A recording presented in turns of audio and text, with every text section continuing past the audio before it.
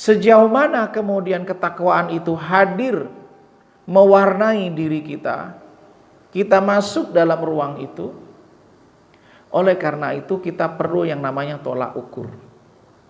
Yang pertama, indikator pertama adalah produktivitas.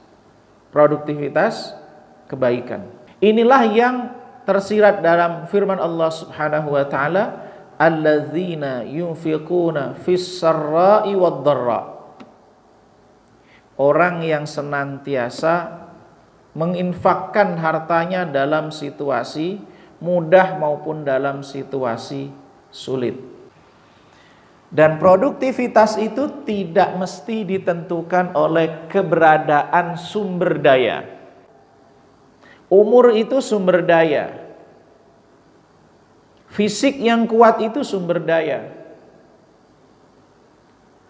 Kemudian ilmu itu sumber daya. Dan termasuk adalah harta adalah sumber daya. Capaian produktivitas yang melampaui keterbatasan sumber daya, itulah bahasa lain dari keberkahan.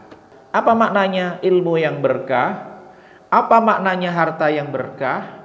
Apa maknanya usia yang berkah? Dan seterusnya. Keberkahan itu adalah capaian produktivitas kebaikan yang melebihi sumber daya yang dimiliki. Saya berikan contoh misalnya Imam An-Nawawi. Imam An-Nawawi ini meninggal di usia kurang lebih 45 tahun atau kurang lebih sekitar itulah. Artinya secara usia itu kan bisa kita katakan terbatas, sangat terbatas, meninggal di usia yang belum relatif tua. Tapi mari kita coba lihat capaian produktivitasnya. Satu kitab yang beliau tulis, yaitu kitab Arba'in An-Nawawi. Bapak Ibu sekalian mungkin sudah tidak asing ya dengan kitab ini. Kumpulan hadis, 40-an hadis. Yang itu hampir dibaca di semua masjid, majelis ta'lim dan seterusnya. Begitu juga kalau yang lain lagi, Riyadhus Shalihin, pernah dengar? Itu yang nulis juga Imam Nawawi. Hari ini bisa jadi setiap masjid itu mengkaji kitab Riyadhus Shalihin. Lalu pertanyaannya adalah, apa yang dapat menghalangi produktivitas seseorang? Yang pertama adalah masalah dari sisi pemahaman, keagamaan. Bukan agamanya yang bermasalah, bukan Al-Qur'annya atau hadis yang bermasalah, tapi cara kita memahaminya yang bermasalah. Kemudian yang kedua, kesalahan dalam memahami masalah ibadah. Mempersempit ruang ibadah itu hanya pada aspek ibadah fisik, capaian produktivitasnya ya artinya membatasi capaian produktivitas. Yang kedua yang menghalangi produktivitas itu adalah kesalahan praktek keagamaan. Kalau tadi pemahaman, sekarang prakteknya.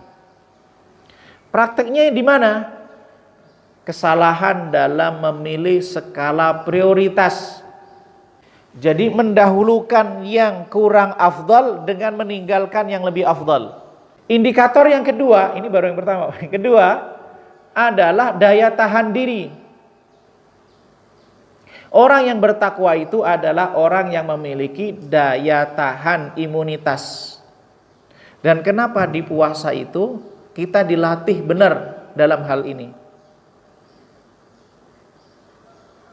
Ketika kita marah, mau meluapkan amarah kita, saya sedang berpuasa. Yang ketiga, indikator ketakwaan itu adalah mampu untuk bangkit setelah terperosok. Orang yang bertakwa itu bukanlah orang yang hidupnya tidak pernah ada noda, tetapi orang yang pernah melakukan kesalahan, tapi dia bangkit.